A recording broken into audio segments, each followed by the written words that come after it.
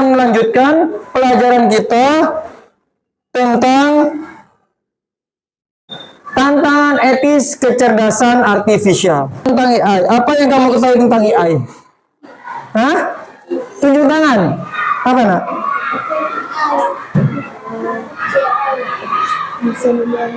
Bisa membantu mengerjakan pekerjaan rumah. Betul. Ada sebagian AI yang digunakan untuk membantu pekerjaan rumah. Malah di luar negeri itu ada robot AI yang bisa membantu mencuci piring, mencuci baju dan seterusnya. Ada yang lain? Nah, sebelum kita memulai pelajaran kita hari ini tentang kecerdasan artifisial, Paulus akan membacakan tujuan pembelajaran kita. Yang pertama,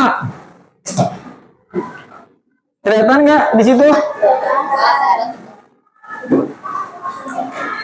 Yang pertama, menjelaskan secara sederhana apa itu kecerdasan artifisial.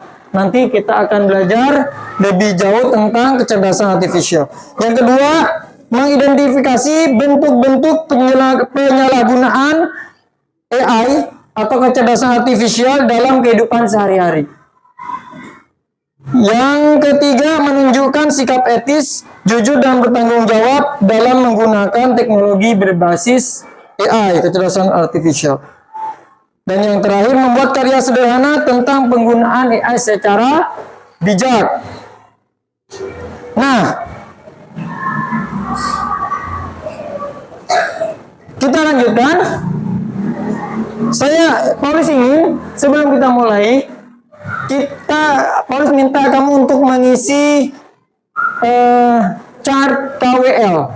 Chart KWL. Apa itu chart KWL? Di sini ada kata K, W, dan L. K itu apa? Artinya know. Yang sudah kamu ketahui tentang AI. Yang W-nya yang I want to know. Yang kamu ingin ketahui tentang AI. Ya. Dan yang terakhir nanti apa yang sudah kamu pelajari tentang AI. Nanti yang L itu yang terakhir. Ya.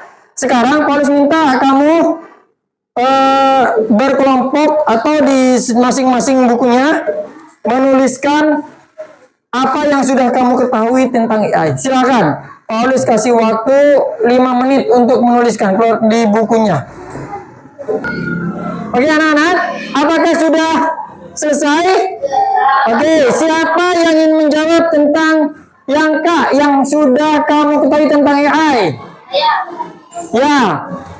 Ayo. AI dapat membantu kita dalam tugas sehari-hari. Betul, AI dapat membantu kita dalam tugas sehari-hari. Ada yang lain? Ya. Membantu pekerjaan lebih mudah.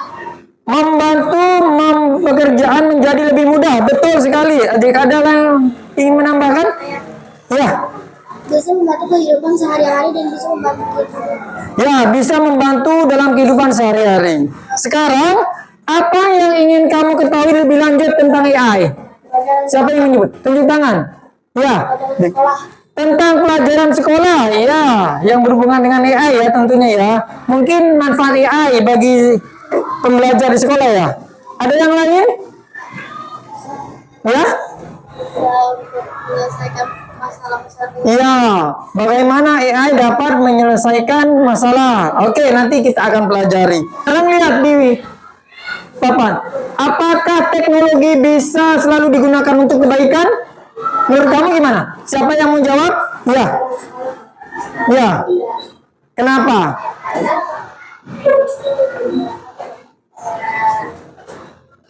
Bisa digunakan untuk keburukan. Iya, betul. Jadi teknologi, kata teman kamu, bisa digunakan untuk keburukan juga. Ada yang ingin menambahkan? Ada nggak contohnya teknologi yang digunakan untuk keburukan? Ya, paling ingin memutarkan video. Nih, ini videonya. This is unbelievable one. He is standing among real crocodiles, and they're completely calm. Menurut kamu, video tadi beneran apa generat dari AI? Benar. Tapi kok kayak seperti beneran? Ada yang lain ingin menambahkan? Ya, AI satu teknologi yang canggih, teman-teman. Benar. Nah, AI itu adalah teknologi yang sangat canggih. Bahkan kamu bisa tadi ngeliat video ya, tidak bisa dibedakan antara yang benar, sungguhan dan AI. Pernah dengar? Guru itu beban negara. Pernah lihat nggak video ini? Itu video asli atau hasil terbuatan AI? Siapa yang setuju kalau itu asli? Kenapa asli? Pernah lihat? lihat di acara TV. Nah, kalau kamu perhatikan di sini, tuh gambarnya Beban negara. ada perubahan. Itu ada perubahan wajah, ya. Itu ada sedikit perubahan wajah. Ini adalah hasil rekayasa AI, nak. Hasil rekayasa AI. Apa yang terjadi dengan kebohongan yang dilakukan oleh AI? Apa yang terjadi? Kejahatan apa? Pernah dengar nggak baru-baru ini kamu? Apa yang terjadi dengan rumahnya Bu Sri Mulyani? Oh, putarkan video sekali lagi nih. Ini salah satu bentuk dari kejahatan penggunaan AI, kecerdasan artifisial.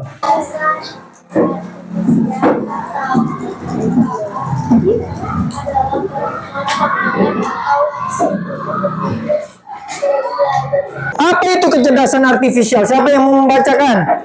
Kecerdasan artifisial adalah kemampuan komputer atau mesin untuk berpikir dan belajar seperti manusia. Jadi komputer itu bisa belajar. Kalau belajar lama-lama apa yang terjadi? Pinter. Komputer bisa pinter. Robot bisa pinter seperti manusia. Bahkan bisa lebih cerdas. Selanjutnya, contoh penggunaan AI atau penggunaan kecerdasan artifisial dalam bidang sehari-hari. Contoh misalkan dalam bidang pendidikan. Pernah dengar ruang guru nggak kamu, nak? Nah, pernah lihat kan ruang guru? Itu menggunakan AI dalam belajar. Selanjutnya, penggunaan dalam hiburan. Di situ ada Netflix, Spotify, YouTube. Pernah nggak kamu nyari lagu di YouTube? Tiba-tiba lagu yang mirip muncul, yang lainnya. Iya, muncul kan? Misalkan kamu nyari lagu anak-anak, tahu di situ muncul lagu anak-anak yang sejenis yang mirip. Ya nggak? Kenapa itu bisa begitu? Karena YouTube itu dibekali dengan kecerdasan, sehingga dia bisa membaca apa pilihan kamu.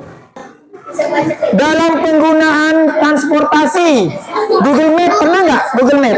Siapa yang sudah pernah pakai Google Map? Digunakan untuk apa Google Map itu? Untuk mencari jalan. Nah, ketika kamu nyari Google Map dikasih petunjuk jalan kan? Itu dari mana itu?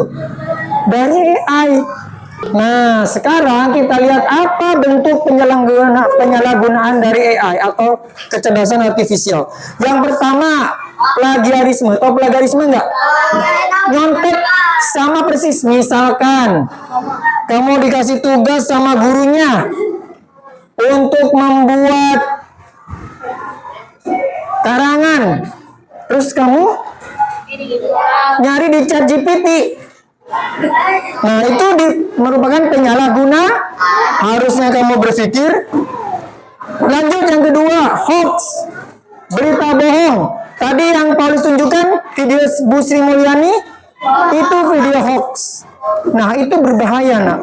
Akibatnya bisa terjadi kerusuhan gara-gara hal semacam itu. Diskriminasi itu memilah-milah orang. Yang terakhir, pelanggaran privasi. Pernah nggak ada foto artis mukanya diganti pakai AI dan seterusnya, ya? Nah, sekarang apa yang harus kamu lakukan untuk dalam menggunakan kecerdasan artifisial? Yang pertama, harus jujur dan terbuka. Kalau sama gurunya dikasih tugas untuk PR untuk mengerjakan, Apa yang kamu lakukan? Mengerjakan sendiri. Boleh nggak nyari AI? Yang kedua, bertanggung jawab. Harus bertanggung jawab penggunaan AI itu. Yang ketiga, adil. Dan yang keempat adalah menjaga privasi. Nah, sekarang keluarkan HP kalian masing-masing. Buka quiz join. Quizzes. Ya boleh. Join. Boleh. Sudah siap semuanya? Kita akan mulai ya. Kita lihat. Ayo silakan jawab.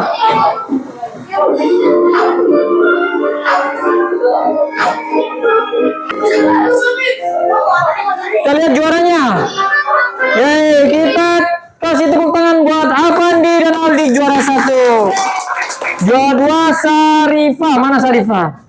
Ya, juara 3 Najwa Rizky. Oke, sekarang kita bahas sama-sama ya. Satu, dia menggunakan aplikasi AI untuk menemukan ide cerita. Kemudian menulis ulang ide-ide tersebut dengan kata-katanya sendiri. Benar apa salah? Benar. Seperti yang tadi Paulus sebutkan, boleh kita mencari ide melalui ChatGPT atau melalui AI.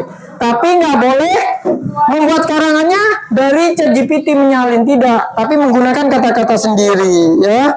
Nomor 2, Raffi meminta AI menjawab soal ujian dan langsung mengirimnya tanpa membaca ulang. Betul atau salah? Salah, nggak boleh, ya. Harus kamu kalau untuk ujian yang mengerjakan tidak boleh AI, harus kamu sendiri. Nomor 3, perhatikan. Dewi mencari gambar pemandangan dari AI sebagai inspirasi untuk menggambar dan menggambarnya kembali dengan gayanya sendiri.